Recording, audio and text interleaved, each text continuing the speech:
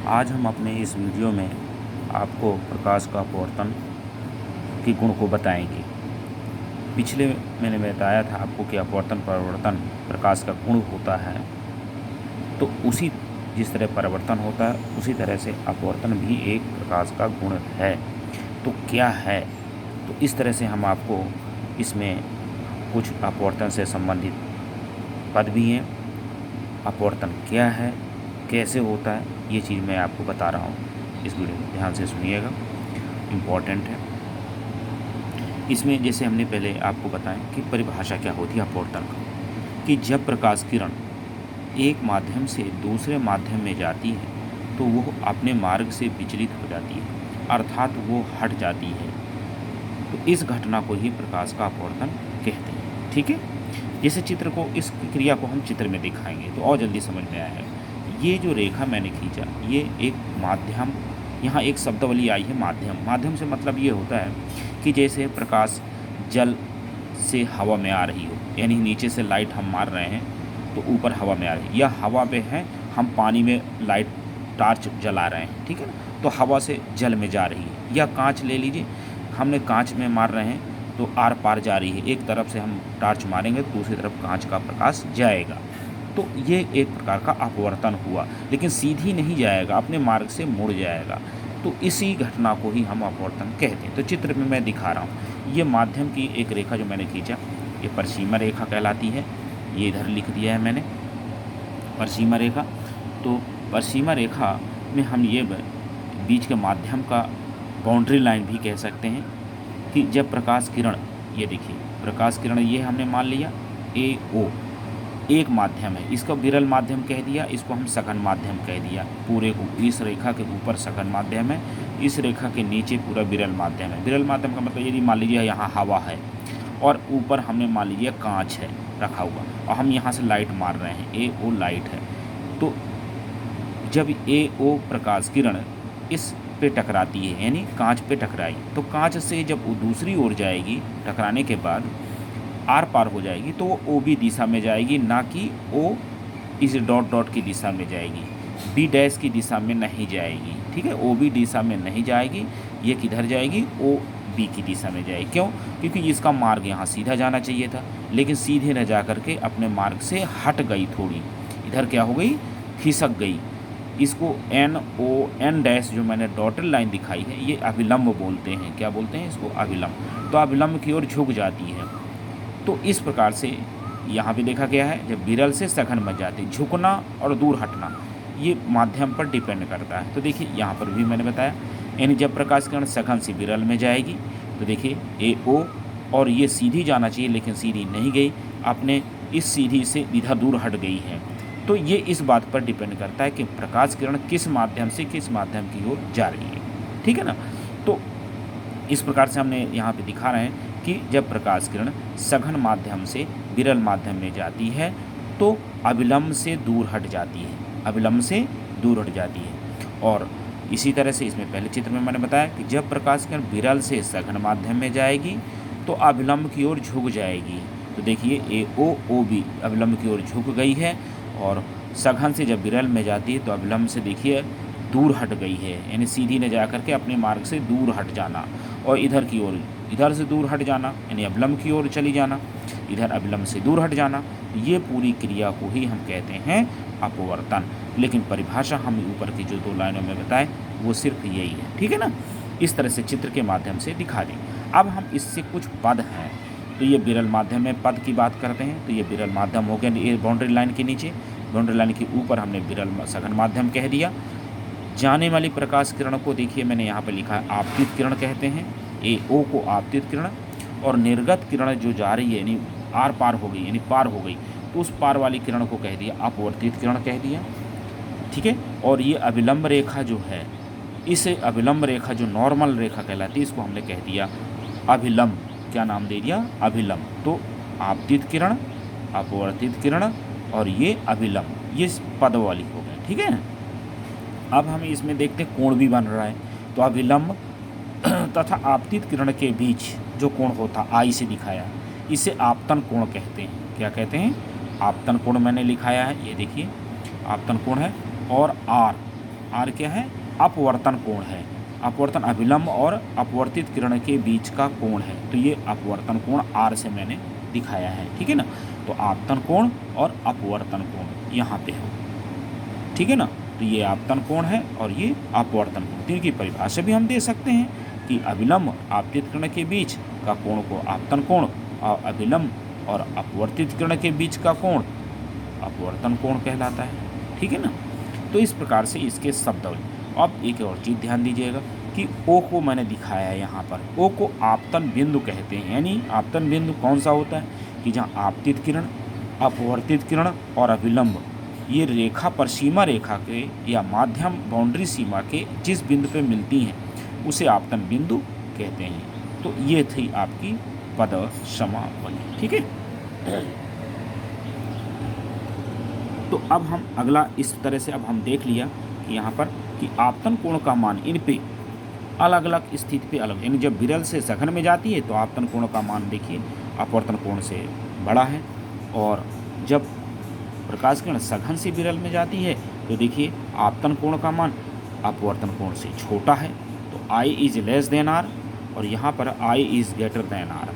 तो ये थी आपका अपवर्तन से संबंधित, ठीक है। लेकिन एक चीज़ और ध्यान देना, इसमें इंपॉर्टेंट चीज़ है, 1 नंबर का क्वेश्चन बोर्ड में पूछा जाता है कि अपवर्तन क्रिया में आवृत्ति नहीं बदलती है। आवृत्ति नामक प्रकाश का गुण है। आवृत्ति क्या होता है? प्रकाश का गुण है। तो ये नहीं बदलता। जब एक माध्यम से दूसरे माध्यम में जाता है तो आवृत्ति नहीं बदलती है। वहाँ की ऊर्जा है, तरंग दैर्ध्य है, ठीक है, वेग है, ये सारी चीज़ें बदल जाती हैं, लेकिन आवृत्ति एक ऐसा गुण है जो नहीं बदलता है, ठीक है ना। तो ये अपने आप में 1 नंबर का गुण याद रखिएगा। अब देखिए इसमें आता है माध्यम शब्द से। विरल और सघन माध्यम शब्द आया है। आपको टर्मोलॉजी कम समझ में आई होगी तो मैं थोड़ी और बता दे रहा हूँ कि विरल माध्यम का मतलब क्या हो। यानी ऐसा माध्यम जिनके कण दूर दूर होते हैं। कहने का मतलब हवा और जल की बात करते हैं तो जल देखिए पास पास रहते हैं, जल के कण क्या होते हैं? पास पास। हवा के कण दूर दूर। यानी हम जब हवा में चलते हैं तो आसानी से चल लेते हैं, लेकिन जल में चलते हैं तो चलने में परेशानी होती है। इसलिए जल जो है आपका हवा के सापेक्ष हम बात करते हैं तो सघन माध्यम हुआ और हवा आपका विरल माध्यम हुआ। सघन माध्यम की क्या परिभाषा है? देखिए ऐसा माध्यम जिसके कण पास पास होते हैं, जैसे कांच है। कांच बहुत कठोर होता है हवा और जल की अपेक्षा, ठीक है, क्योंकि कांच के कण जिससे बना है वो बहुत पास पास है और जल और हवा के कण दूर दूर हैं इसकी अपेक्षा। इसलिए कांच हमने सघन माध्यम कह दिया और हवा विरल माध्यम हो गई। कांच के सापेक्ष जल आपका विरल माध्यम हो गया। हवा और जल की बात करते हैं तो जल सघन माध्यम हो गया, हवा विरल माध्यम हो गया। तो 3 है, ये अपने कोर्स में इन तीनों को दिमाग में रखिएगा कि हवा जल कांच में कौन सा विरल है कौन सा सघन है। तो एक दूसरे के सापेक्ष हम बात करते हैं तो ये माध्यम आपकी क्लियर हो गया होगा मेरे समझ में, ठीक है। इसको ध्यान में रखिएगा। इसलिए मैंने यहाँ से स्पेशल तौर पे थोड़ी सी आपको बता दिया कि सघन और विरल माध्यम है क्या, क्योंकि पूरे अपवर्तन क्रिया में यहाँ पे आया हुआ माध्यम का ही खेल है, ठीक है ना। प्रकाश इसी माध्यम पे गुजरता है। तो इस प्रकार से ये आपकी हो गई अपवर्तन की परिभाषा और अपवर्तन से संबंधित पद, ठीक है ना। तो अब हम अगला प्रश्न इसी से बन सकता है कि अपवर्तन के नियम क्या है। अपवर्तन के नियम, तो अपवर्तन के नियम क्या है? इसके 2 नियम हैं। पहला नियम है कि आपतित किरण, अपवर्तित किरण तथा अभिलंब पर सीमा रेखा के एक बिंदु पर मिलते हैं जिसे आपतन बिंदु कहते हैं। चित्र में ओ में दिखाया गया है। देखिए यहाँ पे चित्र मैंने बताया गया है आपको, मैं पहले भी बता चुका हूँ। तो ये पहला नियम हो गया। क्या मैंने बताया कि आपतित किरण, अपवर्तित किरण तथा अभिलंब पर सीमा रेखा के एक बिंदु पर मिलते हैं जिसे हम आपतन बिंदु कहते हैं। इसी को पहला नियम कह दिया, ठीक है ना। अब दूसरा नियम क्या है? देखिए दूसरा नियम स्नेल का नियम भी इसके नाम से जानते हैं। स्नेल का नियम वैज्ञानिक के नाम पर ही रखा। स्नेल एक वैज्ञानिक था, उसने अपने नाम पर इसने नियम को रख दिया। तो इसका दूसरा नियम हम ये हो गया कि इस नियम क्या होता है कि आपतन कोण की साइन ज्या, हिंदी में ज्या बोलते हैं, इंग्लिश में साइन, ट्रिग्नोमेट्रिकल वर्ड है, सब फंक्शन है, फलन है, साइन फलन है, कॉस फलन है, टैन फलन है। तो उसी तरह से यहाँ पे उसी के अनुसार हम इसको परिभाषित कर देंगे कि आपतन कोण की साइन तथा अपवर्तन कोण की साइन का अनुपात एक नियतांक होता है जिसे माध्यम का अपवर्तनांक कहते हैं। ये आपका दूसरा नियम कहलाता है। फिर से देखिएगा, इस नियम के अनुसार आपतन कोण की साइन तथा अपवर्तन कोण की साइन का अनुपात एक नियतांक होता है जिसे माध्यम का अपवर्तनांक कहते हैं। इसे म्यू अथवा एन से दर्शाते हैं, ठीक है ना, किसी एक से दर्शाते हैं। तो ये सूत्र है इसका। सूत्र के लिए हमें यहाँ पे देखिए बताए हैं कि हम चित्र से ही बात करते हैं। ये 1 और 2 जो मैंने लिखा है 1 and 2 अथवा 1 म्यू, इसको म्यू पढ़ते हैं। क्या पढ़ते हैं? म्यू, इसको हम म्यू पढ़ते हैं। तो इसको 1 2 का मतलब एक माध्यम और दूसरा माध्यम, एक माध्यम दूसरा माध्यम। तो इस प्रकार से n equal to mu is equal to sine i बटे साइन आर। ये अनुपात, बटे को अनुपात कहते हैं। उधर बताया ना मैंने कि आई क्या है? आपतन कोण की साइन, और आर क्या है? अपवर्तन कोण की साइन का अनुपात एक नियतांक होता है। तो नियतांक बराबर नियतांक, नियतांक होता है जिसे अपवर्तनांक कहते हैं। क्या कहते हैं? अपवर्तनांक। और इसे हम जो है एन और म्यू से दर्शा दिए। तो एन बराबर साइन ए बटे साइन आर, या म्यू इक्वल टू साइन ए बटे साइन आर बराबर नियतांक। इस प्रकार से ये हमने स्नेल का नियम, 2 नियम ये हो गए, ठीक है ना। तो अब हम इसको हम हवा और कांच माध्यम के सापेक्ष लिख सकते हैं। जैसे हमने हवा कांच, जैसे 1 2 का मतलब हुआ हवा एक हो गया, कांच दूसरा माध्यम। तो इसको हम लिख दिया ए म्यू जी। ए म्यू जी का मतलब ए फॉर एयर, म्यू का जी फॉर आपका ग्लास हो गया, ठीक है ना, कांच हो गया। तो a mu g equal to sine i बटे साइन आर। तो इस प्रकार से ये सूत्र बन के तैयार हो गए, ठीक है ना।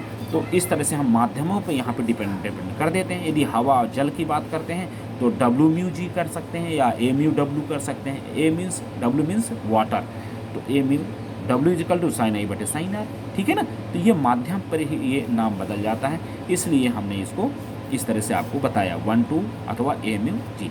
तो पढ़ने के लिए इसको हम क्या पढ़ते हैं? जैसे इसको पढ़ेंगे तो इसको पढ़ते हैं कि हवा के सापेक्ष कांच का अपवर्तनांक। क्या पढ़ दिया हमने इसको? हवा के सापेक्ष कांच का अपवर्तनांक, ठीक है ना। अब इस म्यू का कोई मात्रक नहीं होता। क्यों नहीं होता? क्योंकि ये समान राशियों का अनुपात होता है। समान राशि यानी एंगल एंगल है, कोण कोण है, इसलिए इसका कोई जो है मात्रक नहीं होगा, इकाई नहीं होगी, ठीक है ना। तो इस प्रकार से ये आपका दूसरा नियम हो गया। अब हम थोड़ी सूत्र बता दे रहे हैं आपको, जो क्वेश्चन में, न्यूमेरिकल क्वेश्चन में काम आएंगे, बोर्ड पेपर में भी आए हुए हैं। जैसे आता अपवर्तनांक। अपवर्तनांक क्या है?